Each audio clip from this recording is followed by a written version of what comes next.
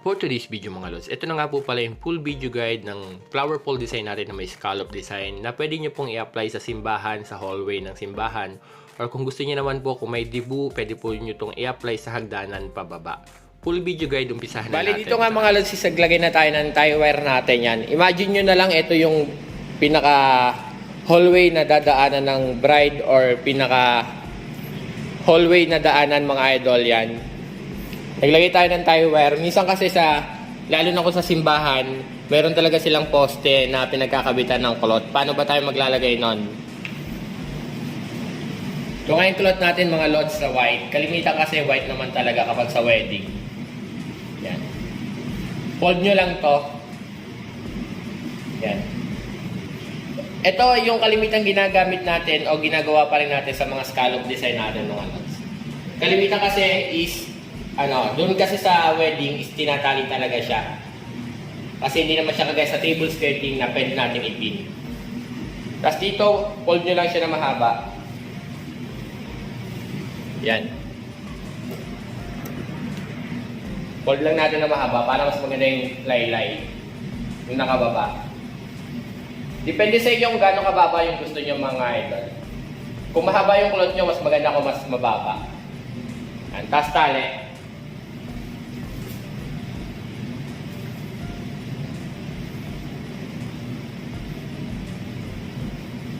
Tapos dito magagawa lang tayo ng pleats yung ginagawa natin palagi. Check nyo na lang yung dulo. Ito. Magagawa lang tayo ng tatlo. Pinaka-crumpled design natin or yung rose pleats design. Fold at least nasa 5 to 6 inches. Depende sa inyo kung gaano kataas ang gusto nyo. Basta naitali nyo na mga idol yan. Ito, naputol yung natin kasi may tumawag. Ito na yung cloth. Yan. Yun na yung dulo ng cloth, fold ulit. Tatlo lang bali yung gagawin natin mga lods ito. Pantay nyo lang.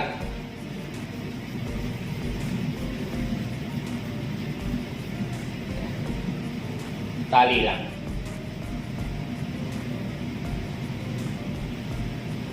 Ganun lang ulit fold.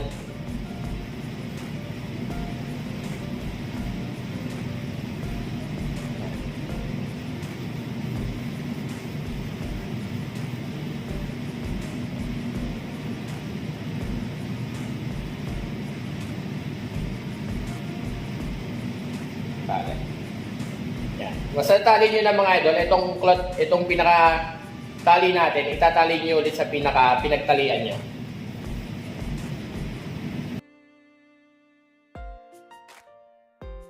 Yan, ito tatlo, tapos merong isa dito sa baba. Tapos itong kulot na to, hahatakin nyo na to dun sa kabila. Halimbawa, ito na yung pinaka-aisle nyo, o tama ba? Yung dadaanan ng bride, or yung hallway yan. Maglalagay naman tayo doon. May nakabang na ulit tayong tie wire doon mga lods.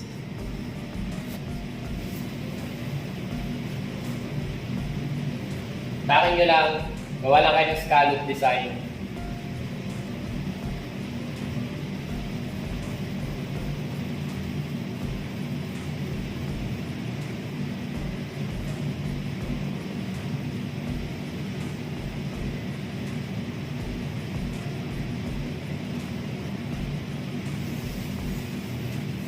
Tapos, maglalaylay lang ulit kayo mga idol, kagaya ng kanina.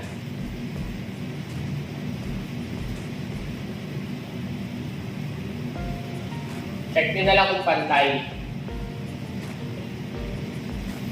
As tali.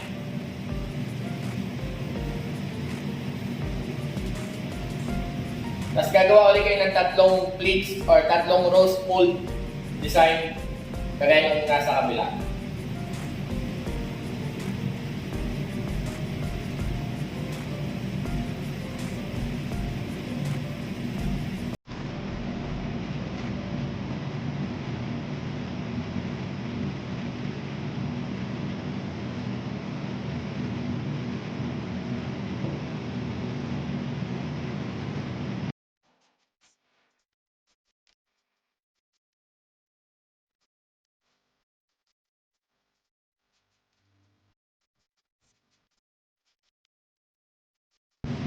Tapos ganun lang gagawin nyo bali mga lods, bali gagawa lang kayo ng isa munang mahaba, tapos tatlo.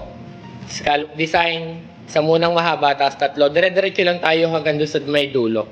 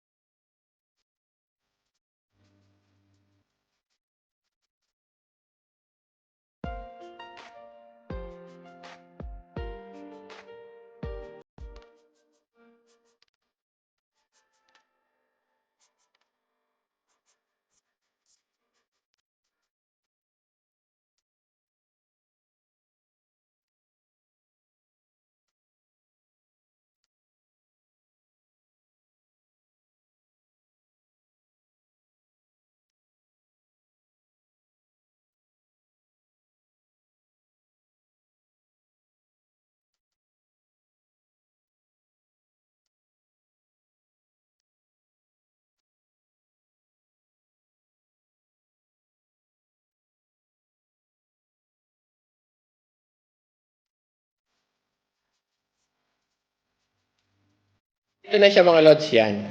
Imagine nyo na lang, halimbawa sa simbahan, ito siya. Itong pinaka-scallop design na yan, pwedeng mas malayo yan. Halimbawa, pamula dito hanggang doon sa pangalawa, pwede mas malayo para mas malaki yung scallop design. Ginawa ko lang medyo magkakadikit para mas marami ako magawa. Pero pwedeng mas malalayo yung mga idol para tipid din sa tela. Hanggang doon, mas maganda yan kung magkabila. Tapos, pagkatapos yung magawa yan, gagawin na natin siyang flower pole design to para mas maganda. Dito kagaya ng ginagawa natin palagi, yan, hatakin nyo lang siya. Dito is hatakin lang natin siya ng straight, di na natin siya hahatakin ng pasigsag. Nasa sa inyo, pwede siyang pasigsag, pwede siyang straight lang. Pero sa akin dito, mas gusto ko yung straight lang na hatak to. Yung parang saktong nagulo lang.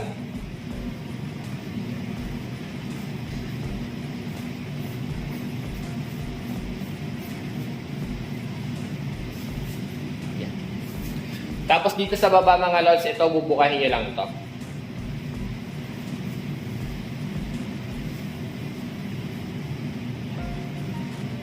Kaya magiging design yan mga idol. Ayusin nyo na lang kapag medyo magulo pa sa inyo, tingnan yan. Pero kung okay na sa inyo, yan, ganyan na itsura niyan. Tapos bukahin nyo lang yung nasa ilalim. Gagawin natin yan dire-diretso hanggang doon sa kabilang dulo.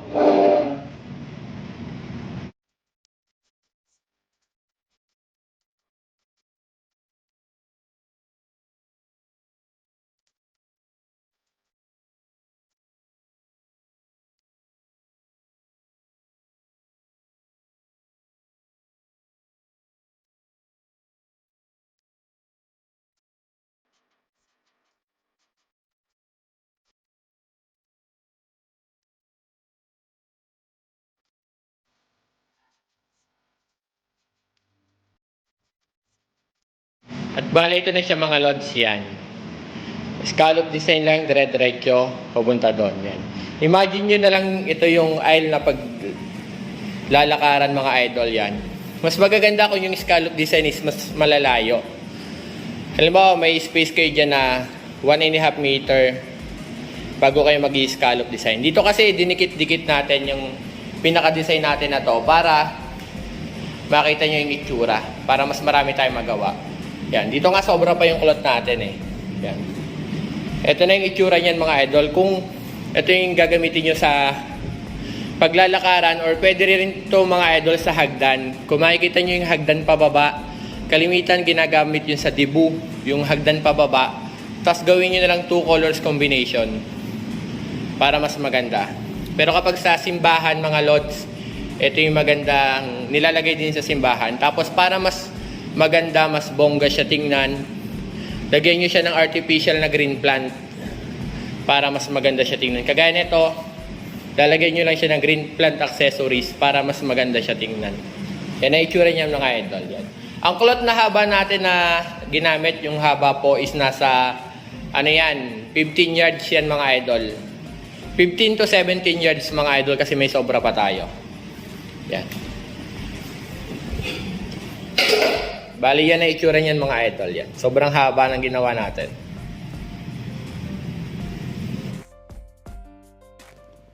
Bali hanggang dito na nga lang po yung video mga lods. Sana'y nakuha nyo po yung tutorial. Kung hindi naman, comment down below na lang po kung may concern.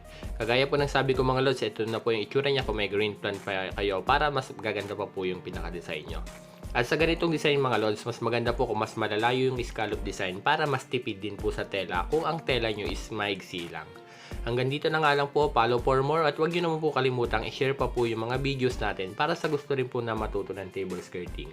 Follow for more at huwag nyo kalimutang i-share mga lods. Maraming salamat.